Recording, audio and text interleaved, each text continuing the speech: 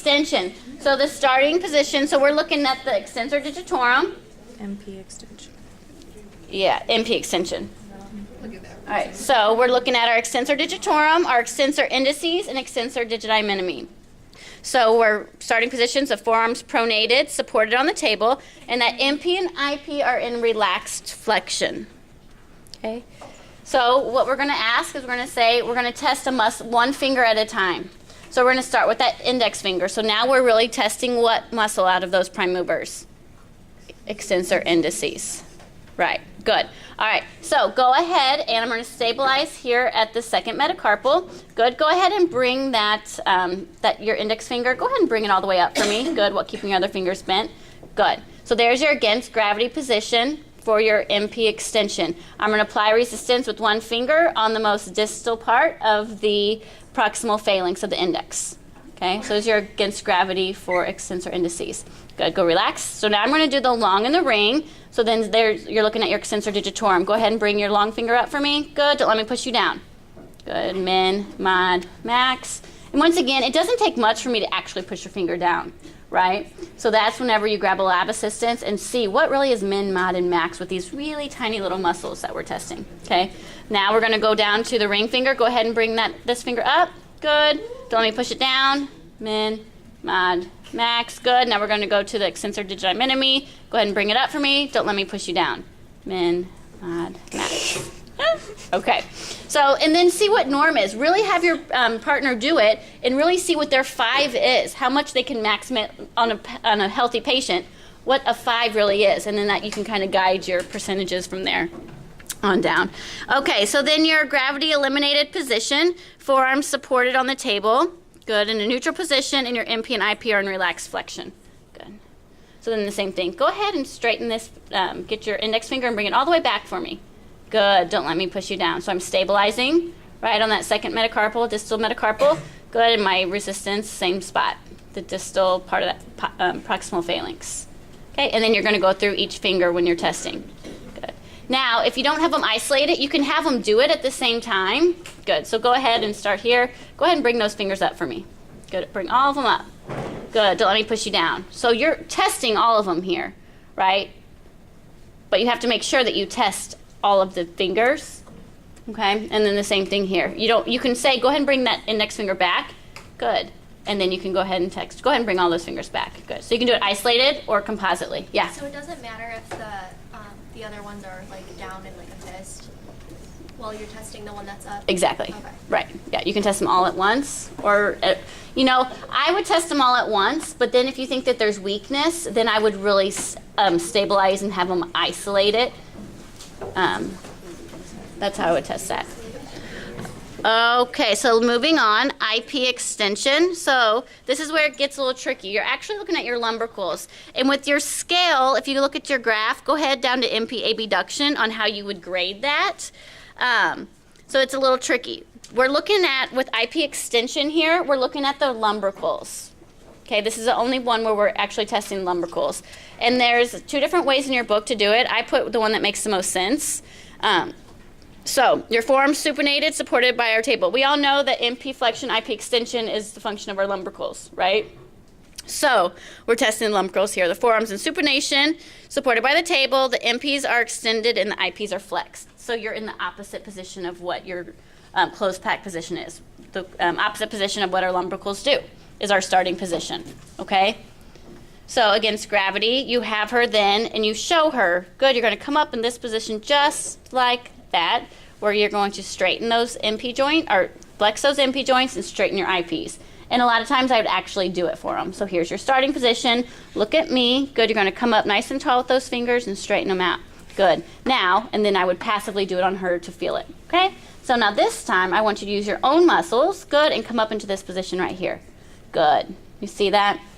Against gravity for the lumbricals, sorry. So I am stabilizing on the metacarpals right here, and then I'm going to apply resistance on the distal end of the distal phalanx. I'm going to try to push her back into that motion that she just came from, okay? Don't let me break you from this. Min, mod, max. So go back down to the grading scale, because technically there's not a gravity eliminated starting position, so there's not a gravity eliminated position. like I said, it's a tricky one. So we're going to go with the grading scale of 5. If you go down to the MP abduction, 5 takes full resistance, 4 minus takes some resistance, 3 is full range of motion, a 2 is a partial range of motion, and 1 is a contraction, and 0 is no contraction. Okay, so it's a 5, 4, 3, 2, and 1 grading scale. Okay, this is just one of those tricky ones where the rules don't apply for the lumbricals. Okay. And there's another way to do it in the book, and if that's what you do on test day, then that would be fine. All right, next let's go to DIP flexion. So now we're looking at the flexor digitorum profundus. The starting position is the forearm is supinated, supported by the table, and all the rest of the digits are extended. Okay, so we're looking at DIP flexion. So I'm going to stabilize the middle phalanx, and I'm going to really look at individually her being able to flex against gravity here. So go ahead and bring that index finger up. Good, all the way up. Good. I'll get you with my thumb so you can't move. Okay, bring that finger up. Good, and I'm going to apply resistance on the distal tip of that, the distal phalanx. Okay, good. So let me push you down. Min, mod, max. And then I would proceed to do it with all the fingers. Middle finger, go ahead and bring your finger up. Good, good, good. Don't let me pull it down. Good. Going down to the ring, bring your ring finger up. So you're measuring the FDP of all those digits. And then the small. Good. Don't let me put it down. Okay, so say she doesn't have at least half of the range of motion against gravity. What will I do? Same concepts apply. You'll passively range, and then you're going to put her in gravity eliminated position. Same thing here. You're stabilizing that middle phalanx, and then you're doing a gravity eliminated position. Go ahead and flex. Good. So you're going to bend that index finger. Good. Bend it down. Good. And then I'm going to apply that min resistance to the tip. And I'm going to go through all of the fingers. I'm stabilizing. You think stabilizing is like, oh yeah, that's how I do it. It's kind of weird until you do it a lot. So that's what you're practicing today. How do I really stabilize where I'm just getting motion in my long finger DIP?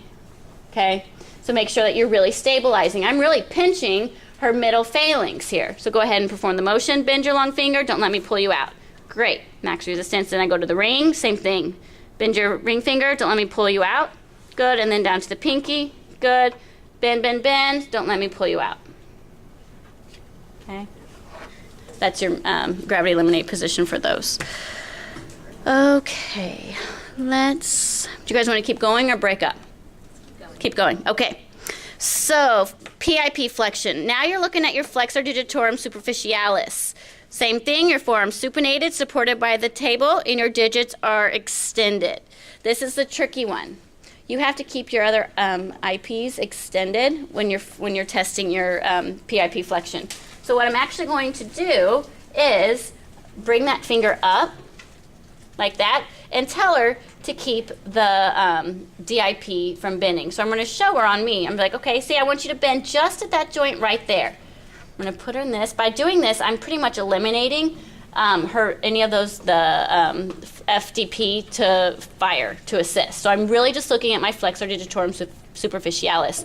Good, so go ahead and bend your finger right at that joint. Good, bend all the way up. Good, good. All right, do it again. Bend it all the way up. Good. Now I'm applying resistance on that distal part of the middle phalanx. Don't let me pull you down. Min, mod, max. Okay? We're going to do the same thing. I'm going to isolate it by holding the other fingers down, pulling it up, and I'm stabilizing just below the joint. Go ahead and bend right at this joint, keeping this joint straight. Good. Relax for me. Good. So I'm going to perform the motion so she can feel it. Good. Now do it again. Go ahead and bend that finger for me. Good. Don't let me pull it down. Min, mod, max. Okay, same thing. Let's go to the ring. Good. Go ahead and bend for me. Good. There you go. And then I'm going to put that distal resistance on the distal part of the middle phalanx. Same thing here. Good. Go ahead and bend that up for me. Bend, bend, bend. Great. Don't let me push you down. Okay, so there's your against gravity. So gravity eliminated is forearm neutral. Okay, same thing. You are stabilizing all the other joints. Good. And go ahead and bend right here at this joint for me. Good. And then min resistance.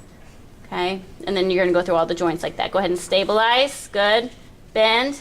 and then you can relax and then use your hand to put that resistance on that distal part of that middle phalanx, and then all the way down. Okay, it's a little tricky because you're really stabilizing and eliminating your flex FDP from working. Okay, so that's why you're keeping those other fingers, because you even know what you're doing. You know your joints, and it's hard for you to really, isolate these muscles. Okay, so imagine somebody that has absolutely no idea and an impairment, so they're trying to compensate even their little toe to bend their middle finger. Okay.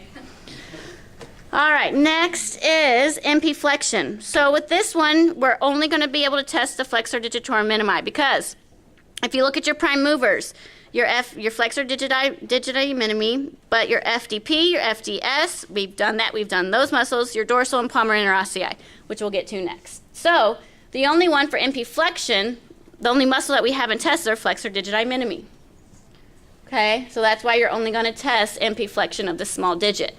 Okay, because that's where you can really isolate this for this muscle. So same thing, your forearm supinated, supported by the table, digits extended. Okay, your other digits stay in extension. Okay. And so I'm going to stabilize your other fingers like this, and I'm going to really say, I just want you to bend at this joint just like that for me while you keep your other fingers straight. Good, so I'm going to stabilize at the fifth metacarpal. Good, bring it all the way up. Great, and then I'm going to apply resistance just on the most distal part of that proximal phalanx of the small digit. Okay, so there's your flexor digiti minimi against gravity. Gravity eliminated on the side. Okay, same thing. You are supporting everything, isolating everything. Go ahead and bend your pinky for me. Good, keeping your other joints straight. Don't let me pull it out. Min resistance. So that's tricky because you're really stabilizing and keeping those other digits into extension. So something that you guys really need to practice on the hand placement. All right, we got two more for muscle testing, and then you guys know everything. Let's go to MP abduction. So there's not a true gravity eliminated position. So with this one, we have that grading scale of just 5, 4, 3, 2, and 1. If you look at your graph. So we're looking at our dorsal interossei and your abductor digiti minimi. So how you're going to do it is you are going to have that forearm pronated, supported on the table, digits extended, and adducted, sorry. So when you're looking at abduction, and we'll talk about this a little bit more in detail of what those actual muscles, where they're at and how they're pulling, but always think that they're coming away from the long digit. Okay, so you want your patient to go ahead and spread your fingers out as wide as you can. I'm going to stabilize at the wrist and the metacarpals. Good, and then I'm going to apply resistance by trying to push them towards, good. I'm going to try to push it towards that middle finger. Don't let me push you in. Good, don't let me push it in. Good. Okay? 1, 2. Don't let me push you in. Good. Okay? So that's how you're doing. Your book might actually show you pushing them together like this. Okay? And you are pushing at the distal proximal phalanx. So into here. I did it wrong. So you're not at the tip, you're at the most distal end. Don't let me push you in. Good. Don't let me push you in. Good. Don't let me push you in. Okay? So if they've got full range of motion, they're a 5. If they, and take full resistance. If they take some resistance and had full range of motion, then there's your 4. Your 3, no resistance, but full range of motion. So say you try to push them, you're stabilizing and you push, good, and they don't take any resistance, there's your 3. Your 2 is just partial range of motion in this position, and then 1's a contractions felt. 0 is no contraction. So here's that 1 where it doesn't follow the rules either. All right, and then MP adduction. Now we're looking at your palmar interossei. Once again, there's no against gravity position. We're just always starting here. That forearm's pronated, support on the table, digits are extended and abducted. Good. So you're really looking at, go ahead and bring your fingers all the way together. Make them nice and tight for me, just like that. You're stabilizing, okay? The table is the stabilizer, and then you need both hands to pull it apart. So then you're pulling apart at that distal proximal phalanx, okay? Good. So don't let me pull it apart. Good. And a lot of times I'll actually take their hand like this. Don't let me pull you apart. So I'm on that distal part of that proximal phalanx trying to pull those digits apart. Okay, once again, you're on that 5, 4, 3, 2, 1 scale. That's on your graph. All right.